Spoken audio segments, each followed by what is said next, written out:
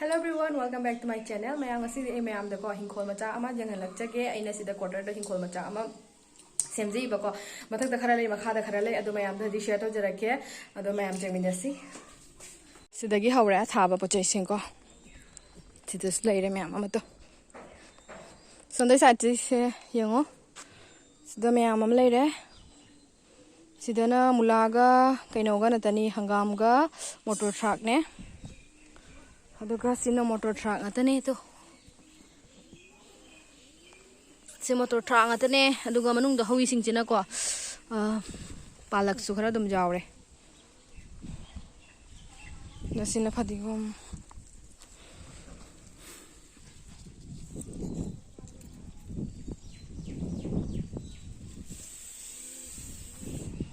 sida phadigom me ama ma hawre me am si jingo naksalaga yang am phajabane phadigom jingo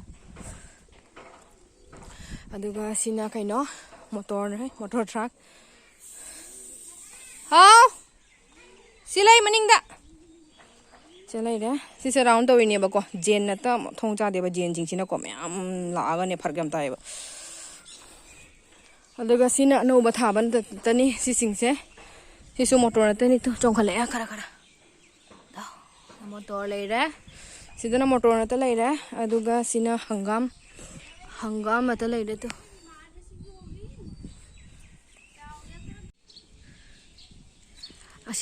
asidagi siga uri basing chalo ina motor pambi na tani mayam chijinga lake jang anak salaga to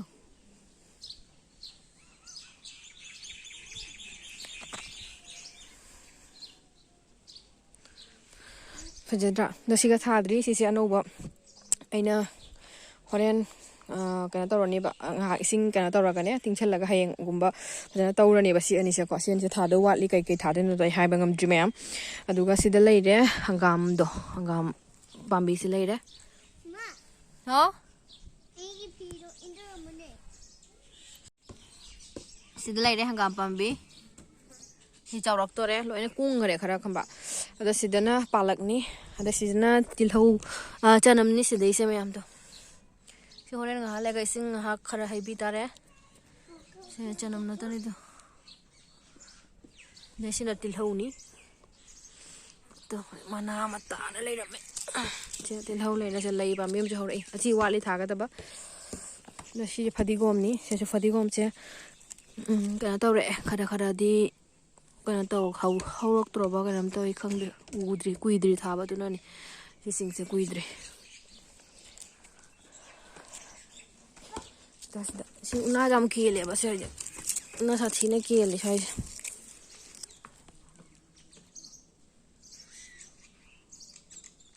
na palak na tani me am palak si chong edo hingak tore palak se to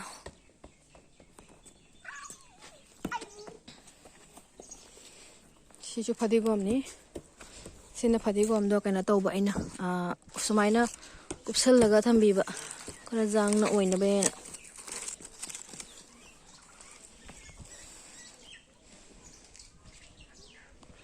seni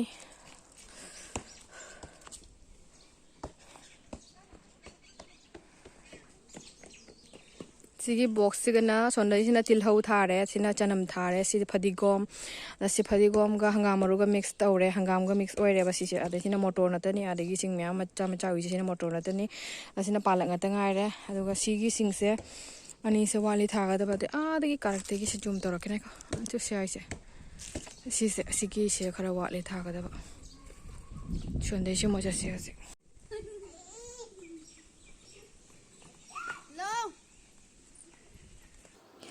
ado mayam hoje ai mathak to kakhale ba ko ado mathak kakhalaga aduga mathaki hingol sing su mayam to khalek age aduga ahan bada waiter sing se hani jingbio kamai to yaina adum nusa kam te sa de ba ko ado sida leire phadigom ni sada khoi chumna gi phadigom de ni aduga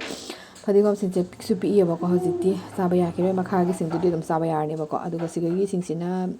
tilhau mana ne aduga palak ne aduga tilhau mana se jengo chabi de na loina hadi si se ne kona chara gain thamme ba ko aduga se nusi sit pa duga loina tik thare aduga sida phadigom sing se phadigom khara haure aduga nakan di sing ne ba ko adu sing se katang ma ton ni chong thare aduga sida wa phadigom leire wa phadigom sing se ꯐꯗꯤꯒꯣꯝꯁꯤꯡꯁꯦ ꯈꯔ ꯂꯧꯊꯣꯛꯑꯒ ꯑꯩꯅ ꯑꯗꯨꯝ ꯊꯥꯖꯤꯟꯈꯤꯕꯅꯦꯕꯀꯣ ꯃꯔꯥ ꯆꯥꯎꯔꯛꯄꯗꯨꯒ ꯂꯩꯔꯛꯄꯗ ꯃꯔꯥ ꯆꯥꯎꯔꯛꯄꯗꯨꯒ ꯑꯗꯨꯝ ꯊꯥꯖꯤꯟꯈꯤꯕꯅꯤ ꯑꯗꯨꯒ ꯁꯤꯗ ꯌꯦꯡꯉꯣ ꯁꯤꯅ ꯑꯍꯥꯟꯕ ꯊꯥꯈꯤꯕ ꯇꯤꯜꯍꯧꯅꯤ ꯃꯌꯥꯝ ꯑꯗꯨꯒ ꯁꯤꯗꯁꯨ ꯐꯗꯤꯒꯣꯝ ꯈꯔꯁꯨ ꯍꯧꯔꯤ ꯑꯗꯨꯅꯤ ꯃꯌꯥꯝ ꯉꯁꯤꯒꯤ ꯚꯤꯗꯤꯑꯣ ꯁꯤꯗ ꯂꯩꯔꯦ ꯑꯗꯨꯅꯤ ꯃꯌꯥꯝꯁꯦ ꯈꯛꯇꯅꯦ ꯑꯩꯅ ꯊꯥꯖꯕ ꯍꯥꯏꯕꯀꯣ ꯑꯗꯣ ꯚꯤꯗꯤꯑꯣꯁꯦ ꯃꯇꯥꯡꯁꯤ ꯂꯣꯏꯁꯤꯟꯖꯔꯒꯦ ꯃꯊꯪꯗ ꯑꯃꯨꯛ ꯎꯅꯔꯁꯤ ꯉꯁꯤꯒꯤ ꯑꯣꯏꯅꯗꯤ ꯕꯥꯏ